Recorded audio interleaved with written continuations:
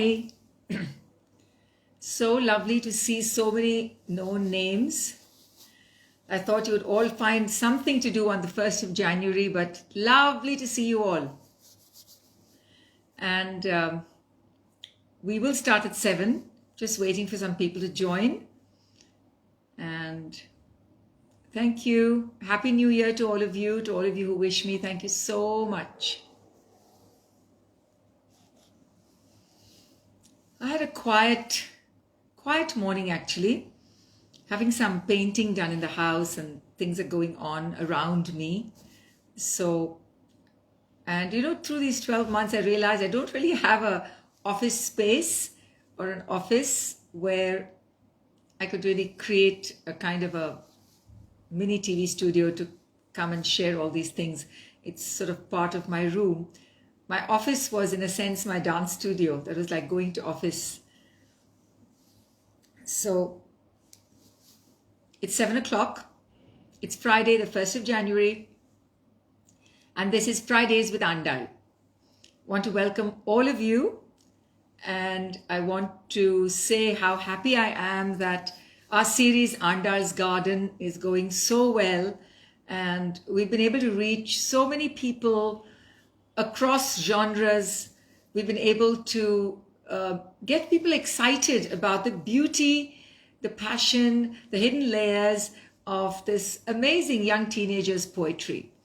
So let's imagine that here was this young girl, they say late 8th century, early 9th, whatever it is. But we are now going to the 12th century. And I'm taking you to the 12th century because I want to tell you a story. Today's program is about rituals and miracles, all associated with Andal.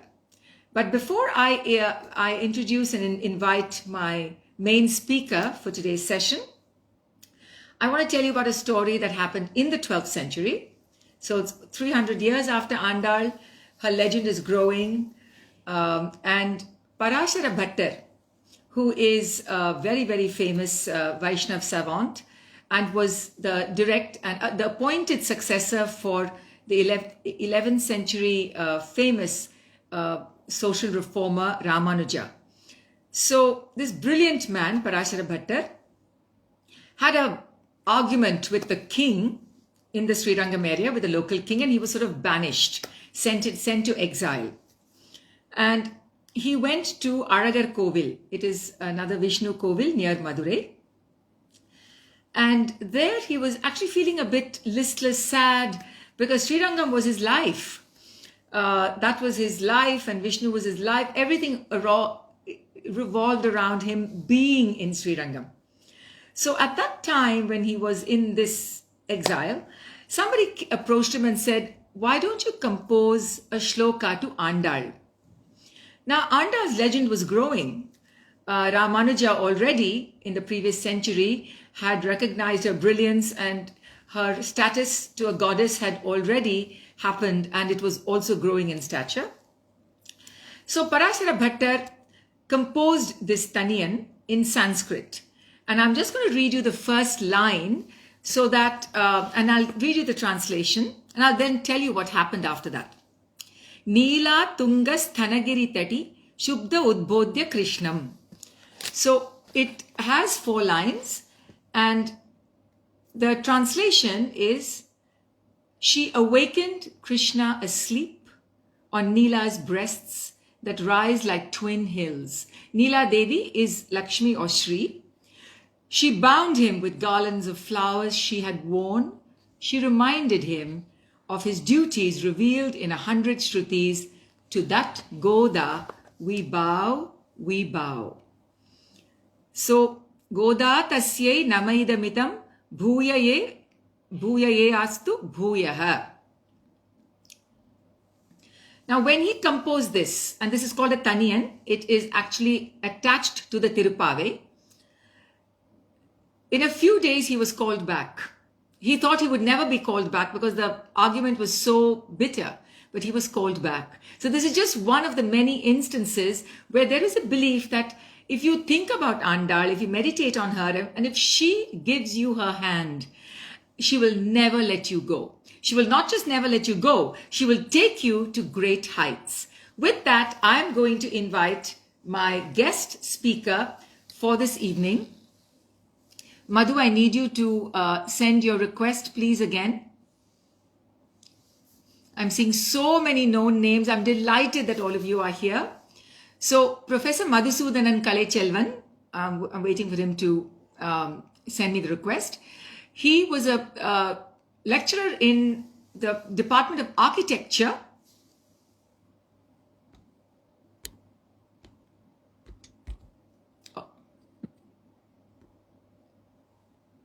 Yeah. Be in the video. Are you in the video?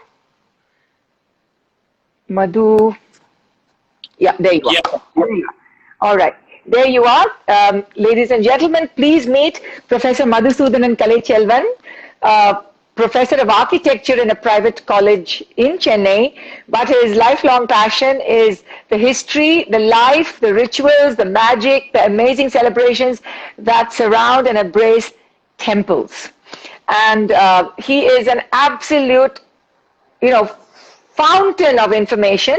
Recently, dancers have discovered you, Madhu, and are asking you all kinds of meanings, because as dancers, we're always looking for different kinds of interpretations. We need them for our sancharis. So today, Madhu is, by the way, Madhu became a performer. He came on stage and did Arya Seve and played all kinds of various roles in my latest Andal production called Nachiyar Next. But Madhu, welcome to Fridays with Andal. Thank you for being with us. And thank you once again. Thank you once again for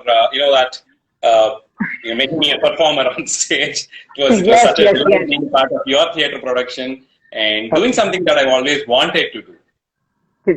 So Madhu, I want to start with, I just shared with the audience the Parashara Bhattar, incident.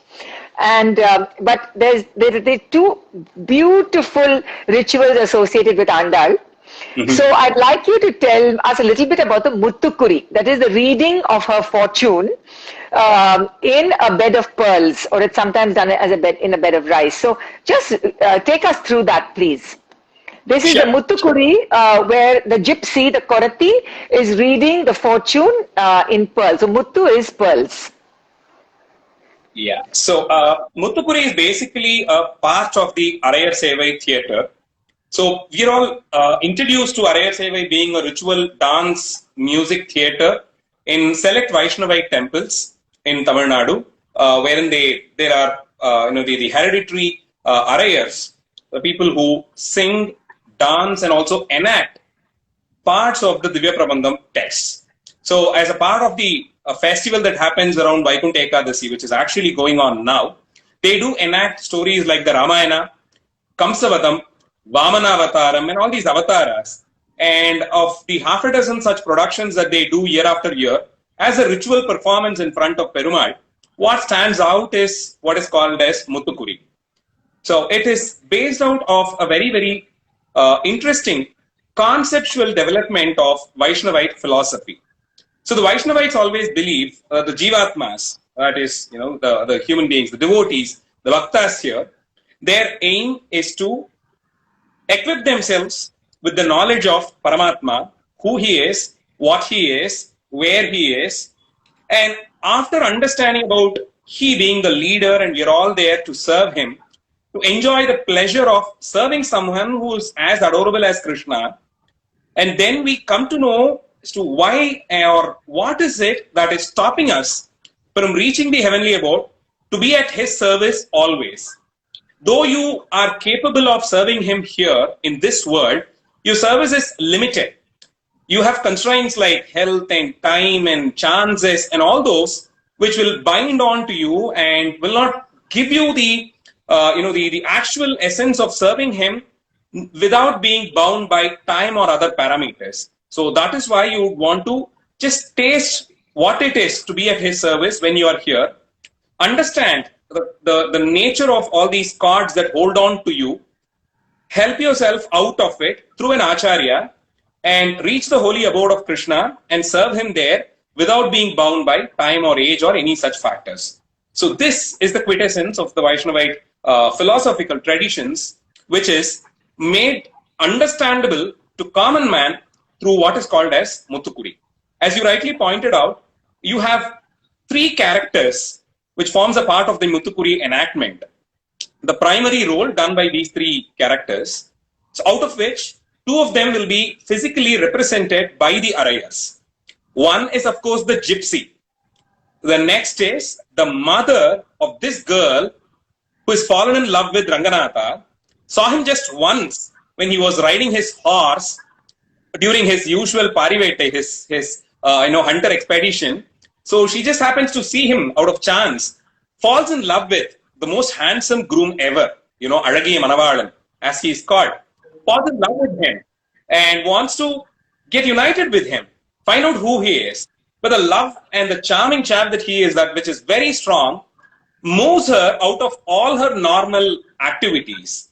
She isolates herself, does not find pleasure in playing with her friends.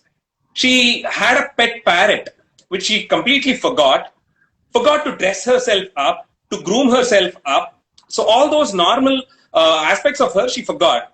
That is the power of love, which had kind of, taken her in. And noticing all these changes, her mother and friends are worried. And not knowing why all these things are happening, why is her daughter/friend is exhibiting all these, very awkward signs, and not knowing what was happening, they call him this gypsy, who comes there in time, a Vaishnavite gypsy to be particular. Then she goes on to have a conversation with her mother, finds out all the signs that her daughter exhibits, all that she dreams about, she speaks about, she sings, what is it that she generally does. So gets all these clues from her mother, prays to all these gods, and enters a trance. And that is when the plate of pearls come in, a bed of pearls come in, the muttu. So she uses them, casts them over the floor, draws geometric patterns on it, invokes the mandalas, invokes the deities who are in charge of these mandalas, who can answer all these questions, and finally concludes that you basically don't have a business with your daughter anymore. She has, understood what is her purpose here, being born in this world. Now, the best thing to do to at least ensure that your daughter is alive is to take her to Srirangam, leave her there at the main entrance of the Sanctum Sanctorum, come back. You basically have nothing to do with your daughter anymore. So here, the daughter is the embodiment of Jivatma. Paramatma is Ranganatha, who is there. The Jivatma, which has understood the true qualities of Ranganatha, wants to get united with him, but is starved, held on to this world through all these cords, the samsara as they are called. In this case, the mother and friends, who technically don't have a command over the Jivatma, but they think they have and try to hold on to the Jiva there. And that is when the gypsy, the Koratti, plays the role of an Acharya, comes in, introduces Perumal, Paramatma as a Tattva, to both these people who think they belong to each other, while they actually do not. So the Acharya helps free yourself from these cords, advise you the route to be taken to the holy abode of Vishnu, which in this case is Srirangam, to be united with Paramatma once and for all. So Madhu, this philosophy. Yeah. So Madhu, can you just do the entry, the way you chanted it as when the gypsy comes? Yeah. So the Muthukuri is crafted based on the 11th Pasuram of Thirumangai Alvar, wherein he starts, he takes the role of the mother who's all worried about her daughter. So this song wherein the status of the daughter as elaborated by the mother comes in, that is where the Muthukuri is fit in. It is fitted there. So the Arayar on the day of Muthukuri starts chanting the 11th Pasuram of Thirumangai Alvar from Tirunadum Tandakam, and that speaks about the silk sari that her daughter was really fond of, that she usually wears, wishes she wears it always. So the daughter there is represented through a silk sari, which is sent from Sriranganachiar's shrine. And the sari is folded like this. It has these frills. So it's held in hand like this. And this also has a knot here with the garland from Ranganachiyar's shrine. And every time a reference to the Jivatma is to be made, the Arayar catches hold of it, holds it in hands, and points out to it very gracefully as representing his daughter. And Kurati's entry, this is how the mother and the daughter are introduced. Then the Kurati's entry happens. So to give it a tribal touch, the Kurati is given this kind of a wand, the magic wand that she carries, that any Kurati carries, with a basket, a cane basket in her hand. And she is supposed to, beat this up on her shoulders, hold it like that on her shoulders, and she starts walking in like that. She, a very graceful way, she, moves her shoulder like that. And the song goes in a very tribal beat again. Todulavu kadinodu tudulavu kannina Madulavu malgulal balangulavu minsolal Kodulavu velvalai kulungulavu kayyinal Kadulavi vandador karumbidi koropinal. The 16-line song actually lists out all those tribal jewelry that she is wearing, made out of shells and beads and twigs and wild flowers and all that. She carries a kid. She's also pregnant. So because this case of pregnancy is used to attest her vow for being truthful in a later stage. She says, I'm carrying, and you can be assured that I won't lie. So this is how she is painted out, and the Arayar gracefully walks like that with shaking his shoulders like that, and with the wand in one hand, and walks up to Perumal and comes back. So for the audience there, the Arayar, who's basically wearing a panchakacham, wears this typical Arayar kullai, which looks like this. All of this will pose out to be like a Korati in all her tribal jewelry, carrying a kid in her hand and a basket and the magic wand and walking all the way. So this 16-line song is enough to establish the Korati without a bit of an aharyam.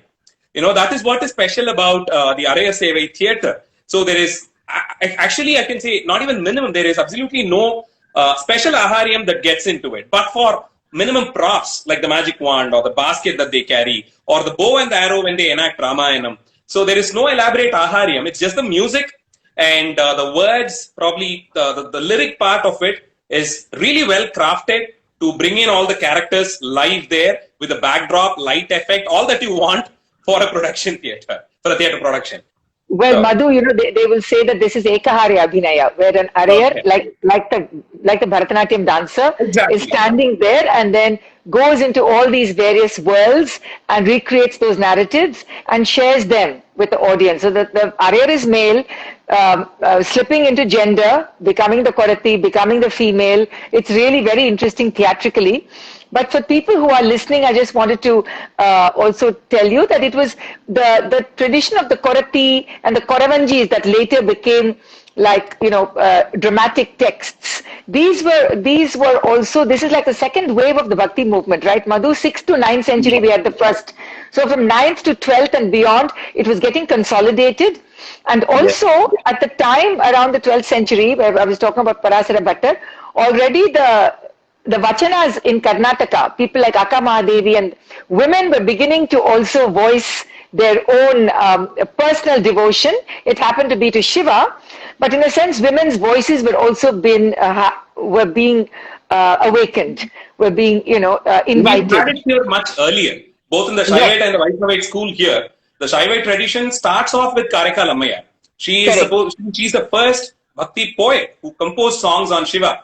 She structured the literary tool for devotion, which was only followed by Appar and Jnanasambandar a couple of centuries later. And so the devotion that they had for Ammayar is so much that when Jnanasambandar came to Thiruvalangadu, he didn't want to enter the town because it was there Kalaichelvan Ammayar walked with her head.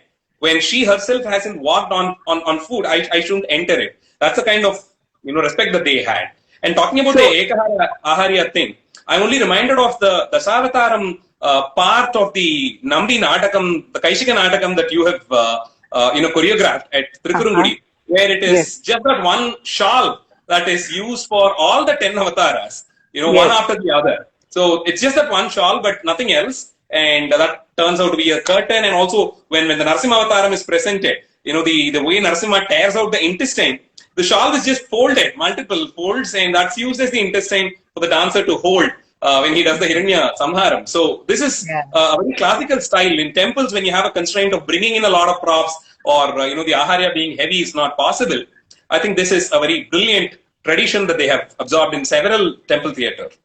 So I just want to tell our audience, because we have a very wide and general audience here. The reference to Kalaichelvan was much earlier than Andal also, and she was a very beautiful woman. And I say it because I want to bring it as a contrast to Andal. A very beautiful woman who got tired of men just staring at her. She was so devoted to Shiva. She just prayed and said, just make me old. I don't want to be looked at as an object of lust. And here we have Andal, who was so proud of her youth, proud of her beauty, and saying, Krishna, look at me. I'm perfect. I've matured and my body is just perfect for you. And that's what I love about Andal, Madhu, is that everything was so embodied. She was physically just there. She reveled in things of both in herself and in the life around her, and she wanted, she just felt she was so perfect for Krishna. Now, can we move to the Nayaks? Because I know that it's so very important. They were a very important rule at the time, and they really enhanced all the rituals. And tell us about the Nayaks, because they were equally devoted to both Meenakshi and to Andal. Yeah, the Madurai Nayaks to be particular, thanks to them, we have several of the important temple festivals, rituals, all of that happens in Tamil Nadu in total today. We owe a great chunk of it to the Nayaks. Majority of these main festivals, be it the Meenakshi's Ther festival or the Neerata festival of Andal or the way Srirangam festivals are held. So all these main temples, the way the celebrations happen, we owe a lot of it to the Nayaks. And they were devoted, very religious, and had a kind of an aesthetically pleasing also, because most of these festivals are very beautifully crafted with appropriate jewelry, drapery, silks, and the ritual vessels and the crockery that comes into place. Even the food offerings, of which you spoke, last week. So all of that scheduled for each festival, very appropriate fashion. We owe it to the Nayaks. The Madurai Nayaks, in particular, especially during the times of Thirumalai Nayaka, who was a great Vaishnavite and a devotee of Andal himself. Just one instance to speak about the love that he had for Andal. During his times, he had this very interesting tradition of waiting till the noon services at Srivilliputturu temple gets over. Basically the offering of the lunch to Andal to get over, he'll wait till then. And sitting in Madurai, he had a very interesting way as to how this information exchange happened. Srivilliputturu in today's context is an hour and a half or 2 hours drive from Madurai. Those days when you had to ride a horse, it would have taken its own time.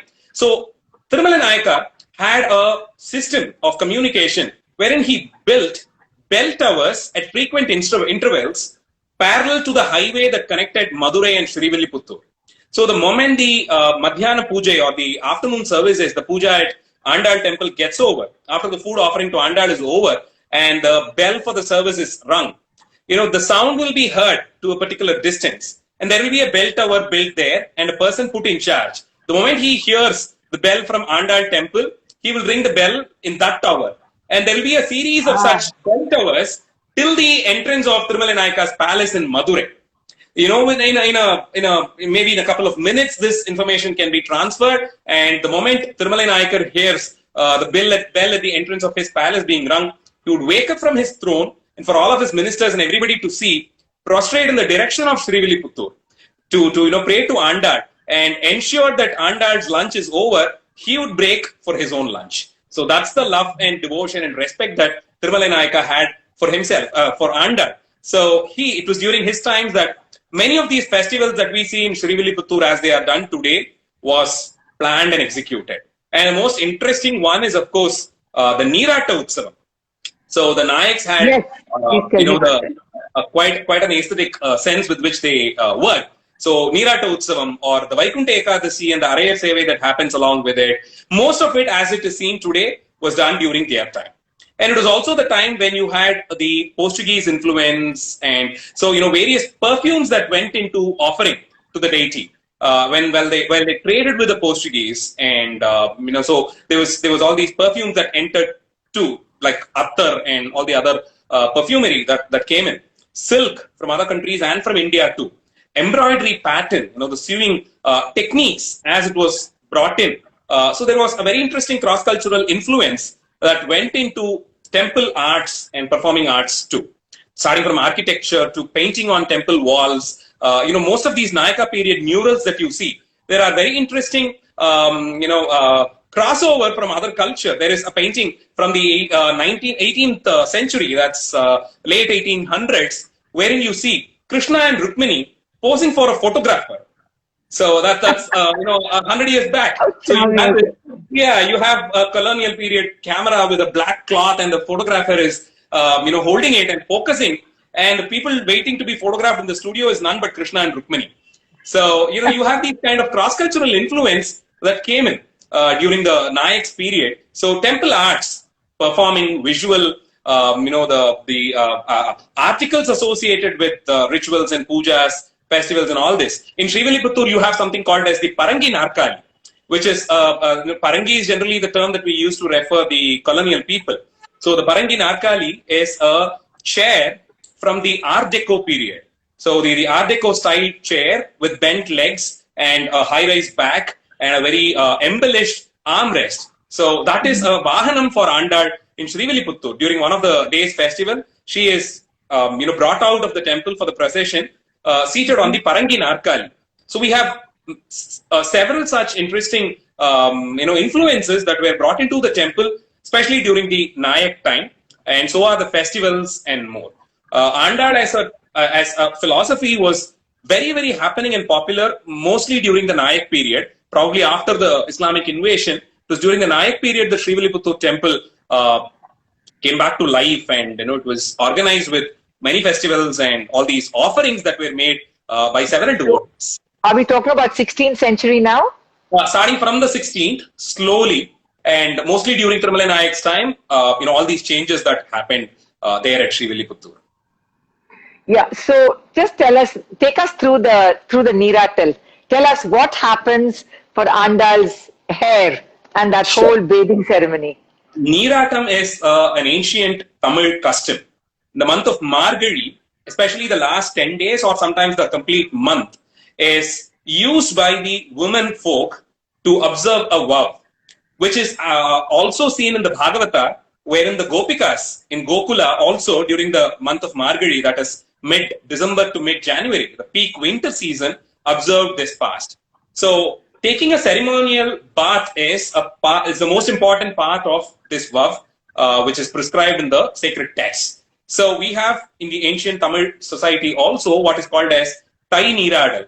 So, Thai is the month that follows Margazhi. From the 15th, mid-January to mid-Feb is Thai. So the month preceding it is Margazhi. So it's called as Thai Neeradal in ancient Tamil text. And so the women folk, especially the women who are not yet married, praying for a befitting partner, wakes up early in the morning. And the best part of this vow is to perform it as a group of devotees. So it's not done all by oneself, because waking up at wee hours in peak winter is something that you don't really want to do. You need some kind of a source of inspiration and encouragement. When you have a bunch of friends who are going to do it, you might as well join. So the part of the tradition is to go from one house to another, visit the doorsteps, call them out, and make a big gathering, chant out the names of Krishna, walk to the river banks and take a dip there, then visit the temple, and of course, that is exactly what Andal did during the 30 days of Margazhi, and out of which we have Tirupavai as a brilliant text of bhakti and devotion soaked completely, wherein 10 songs are exclusively reserved by Andal only to wake up her friends. So waking up friends and gathering all of them together for the ceremonial bath is a part of it. So what Andal observed during her time, at Srivilliputturu is celebrated as the Neerata Utsavam here today, with the bronze icon, the Murti of Andal, being brought out of the temple, taken to a tank which is reserved for this festival, where she's given this ceremonial bath. So the last 10 days of Margazhi, roughly between the 5th of January to the 15th, is what is reserved for the Neerata Utsavam. So as the tradition goes, Andal comes out of her temple in a palanquin, and when she comes out of the temple, she is all draped in silk and jewelry and all that. but there is a translucent muslin cloth with which she is covered, because it's like the early hours of winter and she is taken to the for a bath. So she is all covered. And to take permission for the festival, for the work that she's going to perform from Krishna, Andal comes to the front courtyard of Vadapatra Shaina's temple. That's Vishnu's temple, which is just next to Andal Kovil. So she comes there, and the Arayar renders the Male Manivanna Tirupavai, because it is in that Tirupavai Andal requests all that she wants as a result of her vow. So from there, she prays to Krishna for the successful completion of the vow, and she's taken to the temple tank, and there is a mandapam. This tank is called Tirumukkulam in one corner of Srivilliputtur, and a brilliant Nayaka period mandapam that's built there, and she is kept on the stage there. Then when the screens are all opened, she is brought out from the palanquin, placed on the throne that is there for her. You get to see her all bedecked in best of all the Nayaka period jewelry, all the inlaid work, ruby and emerald and all that. And she generally carries her hair lock in a different fashion every day. So from therein, the main part of the festival starts, wherein you have all the priests working as attendants to the princess that she is, the queen that she is, surrounding her. And the day's priests, all dressed in silk and jewelry, because they are the royal attendants of Andal, they start untying the knots of her hair lock. So the complete bund is slowly untied, and it's all brought out loose, extended, and that is when you see her with so much of hair. It just overflows through her shoulder and her back and falls down the throne. So it's just left out like that, loosened slowly. And then you have all these articles made out of ivory and silver and gold, for the comb, and a stick to untie her knots, and to lessen the coarse nature of the hair, to smoothen the texture and all that. So they use a lot of aromatic herbs and scented oil and all that. And a comb made out of ivory is used, and sometimes there is also one made out of gold, gifted by Thirumalai Nayaka. And you have a person standing in front of her holding a large mirror, just in case for her to check on her beauty whenever she wanted. And as this process goes on, you will have a person standing next to Andal with a box made out of gold, all having betel nuts folded into very tasteful pan, all ready there for her, to offer her. And once in a while, as the service goes on, she is offered a pan. And the priest takes it very slowly, close to her lips, and then you will have on the other side, a person holding a spittoon made out of gold, bending there, just in case, to assist Andal to take whatever she spits out. So the pan is chewed slowly and she spits it off. So this is all collected in the gold and spittoon. Who chews the pan acting as Andal? Does anybody chew the pan? Is there an Andal stand-in? Yes. So that is performed. All of this is done, and then her hair is all greased with scented oil, and it is tied into a bun, comfortable enough in a fashion to take a dip in the water outside. Then her silk sari is changed into a very nice Kandangi sari, which is also popular from Madurai. The traditional weave from Madurai, which was also patronized during the Nayaka period. So every day it's a new colored, checkered pattern Kandangi sari that she drapes around, because that's made of cotton and it can actually take water in it. So then she is taken to the tank, the bank of the kolam there, and with golden and silver pots, all scented water collected from the tank is used to give her a ceremonial bath. And she stands there taking all of it, and it is a sight to watch. Devotion, aesthetics, whatever be the reason, I would sincerely request artists, especially, to really witness it at least once in their lifetime. It's a scene to watch, and it's just one part of several such festivals that are brilliantly crafted, I would say, with so much of interest to details and all of it. So she is given this bath, taken back to the pedestal, the stone pedestal, and every day it's a different jadai with which she is decorated too. So one day it is all Tazhambu jadai, one day it is Marukoldu jadai, one day it is jasmine, one day the jadai is just started with all sorts of billai made out of emerald and the jewelry part of it. One day it's just Swarna jadai. So you have chains so intricately carved made out of gold, and that is used to dress her jadai. And she's back to her palanquin, and in a closed palanquin she comes back to the temple. So this is done like for 10 days, and the 11th day, the day of Pongal, it concludes with the day of Pongal. And so it's basically to reenact the way the vow was conducted during her own times here in Srivilliputturu. And as a part of it, of course, there is cups, golden cups full of turmeric and all the other accompaniments that goes into a ceremonial bath. So, this in a way also ensures that the murti, is taken care of, as all this herbs that goes into the water and, the turmeric and the traditionally made shiakai and all that going in, the murti is also strengthened, because it's thousands of years old. So to take care of the murti, it's a part of that process also. So this is, in short, how grand the Neerata Utsavam at Srivilliputturu is. Thanks to the Nayaks who envisioned all this and brought in so much of traditions, and the priests and the people of Srivilliputturu who have carried it on at least to a little more than half a century, and it's happening every year the same way. It's beautiful, Madhu. I mean, it's just, I can just imagine and what I'm also fascinated about, and I've spoken to the audience about in the past sessions, is that the priests who actually drape her sari, the priests who actually, comb her hair, for her, she's a living person for them, and some of them are continuing to have conversations with her as they're dressing her up, as they're adorning her. And I find that so beautiful. I find that so intimate. And I find that so touching. And that's really beautiful. I want to come back to one of the things the title, we had something called Miracles, right?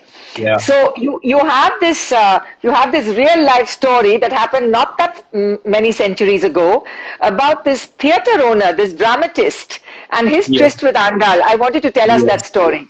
Sure. You were telling about people talking out to Andal as they serve her or pray to her. I would like to point out that the temple elephant of Srivilliputturu has its own conversation with her.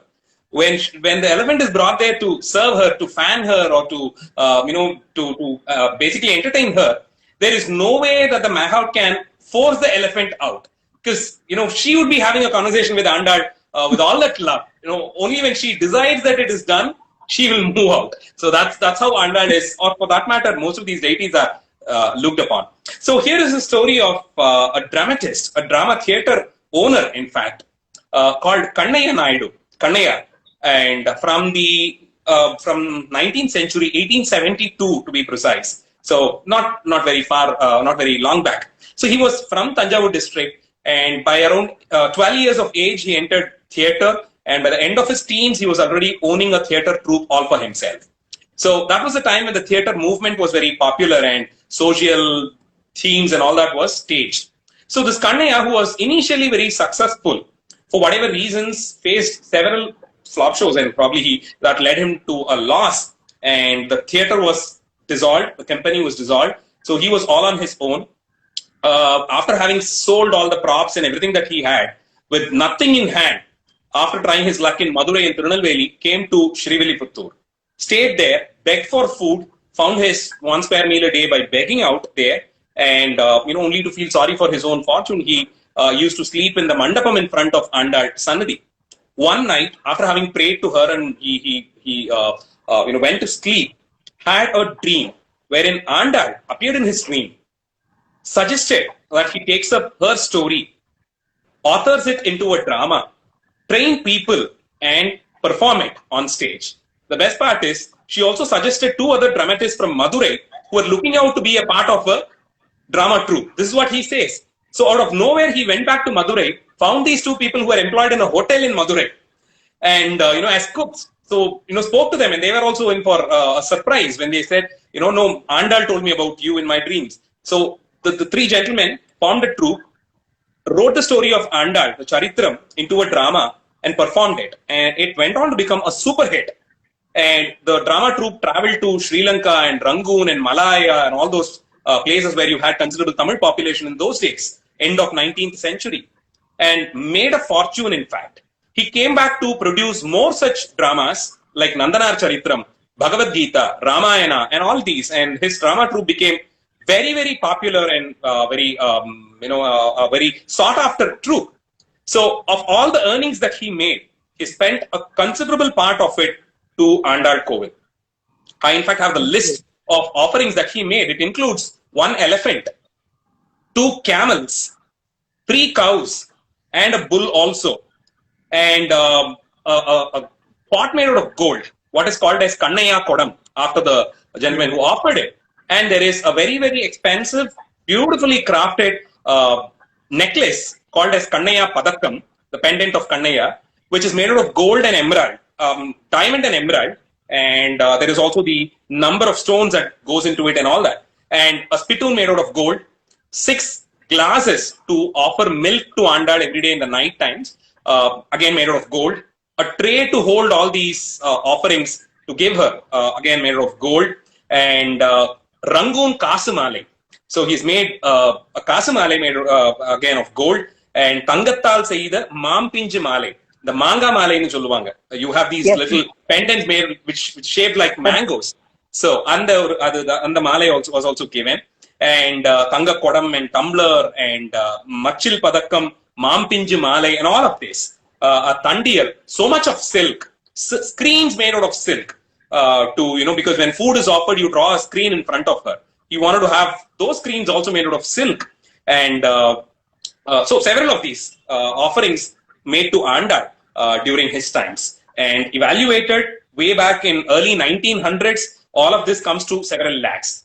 So 120 years back, several lakhs of money, offerings worth several lakhs, made by a person who only owned a drama troupe, and that too after having missed his fortune and coming down to the streets, only to be helped by Andal to become what he was. And the last day of Kannaya is also very nicely documented. The day that he staged Bhagavad Gita play, he was really sick, bedridden. He said, like, if I'm going to die, let me die watching the play.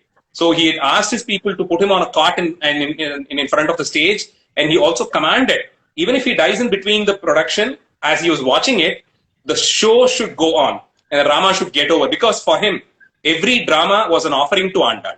So if there is going to be, the drama is going to stop in between for whatever reasons, which included his own death, that means the offering has not been made, which he didn't want it to happen. That was the love that, more than devotion, the love that he had for Andal, a drama troupe owner. This is one of those miracles that is well documented. I'm sure there are thousands of such stories for the inmates of Srivilliputtur and people from various other parts of the world, devotees of Andal, through whom Andal commanded, to whom Andal commanded, performed all these miracles for them. Yeah, you also told me that there is in the culvert, in the stone in Alagar Kovil, Perumal himself, God himself has said Nam Gode. He has not called any other Arvar as mine, as ours, but actually he says, in Andal, nobody gets this special addressing by Perumal. This inscription in Alagar Kovil from the Bandya period, he says, the inscription is crafted in a way that it is as if Perumal is speaking. It's in first person for Perumal to speak. He says, Nam Kodai Paattu Ketkumbodhu. When I'm here in this mandapam listening to the songs of my Goda. So, that's how close she was to Perumal, and similarly she's close to her devotees too. Just to come back to the idea of when Kannaya was that Andal came in her dream. Well, Vishnu came in Krishna Devaraya's dream and said, "Write the story of Goda." And he says, "What do I write about?" He said, "Write the story of Goda," and that is now, and as we say, the rest is history, because Amukta Malyada is considered a gem of Telugu literature. Yep. And for those of you who are more familiar with Andal from the Tamil text, maybe from the Tirupavai and Nachya Tirumuri, I'm urging you also to read the translations of Amukta Malyada. It's a very beautiful, different Goda, and they both are really complementary. Madhu, you've given us so much information. Now I just want to know, we have a few minutes left, and I wanted to tell all the listeners who are quite riveted that if you have questions, this is not a great time on Instagram to keep answering questions. Reach out to Madhusudhanan Kalaichelvan. It's a very long name. It's quite a mouthful, but his Instagram handle is very short, and you can find it. And he's a fund of information on anything to do with temples, history, architecture, rituals, and even food and decoration. Dancers, he's an absolute gem as a resource. Thank you. Madhu, Madhu, I want you to, is it possible for you to perform something, any one of either the Tirupavai or anyone from with the regular Arayar kind of, with the gestures, something that our audience may have never seen before. So I want to leave with that, with a sense of the cadence of chanting and word and sound. Sure. I can render maybe the Tirupavai. The first Tirupavai probably, or whichever is your favorite. You tell me, Akka. I'll render that Tirupavai the way the Arayas do it. My favorite is Male Manivannan. I just love it. Okay. Okay. So this is the Kuritalam, as the Arayas call it. It's very heavy compared to the other talam that we use for bhajane or the Nattuvanas talam. So there is a knot with which it is held in your hand, and you start, playing it. So this is how it goes.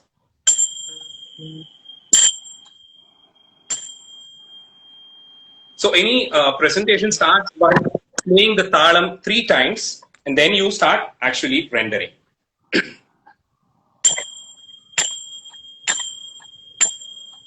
Male Manivanna Margazhi Niraduvan Melayar Seivanagal Venduvana Kettiye ஞாலத்தை எல்லாம் நடுங்க முரல்வன போல்வன சங்கங்கள் போய்ப்பாடுடையனவே சால பெரும் பரகே பல்லாண்டு இசைப்பாரே கோல விளக்கே கொடியே விதானமே ஆலின் இலையாய் ஆலின் இலையாய் அருள் ஏலோர் எம்பாவாய் ஆலினிலையாய் அருள்.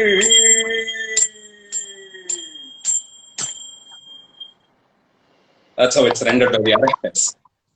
Thank you, Madhu. That was brilliant. And for those who are watching right now and enjoying his presentation, his voice, if you go back on my Instagram page, last Friday, exactly last Friday, was Vaikuntha Ekadasi, and we had a special presentation where Madhusudhanan was chanting the Tirupavai, the Tirupallandu, as well as the first canto of the Natya Tirumuri of Andal, and performing was Aniruddha Night.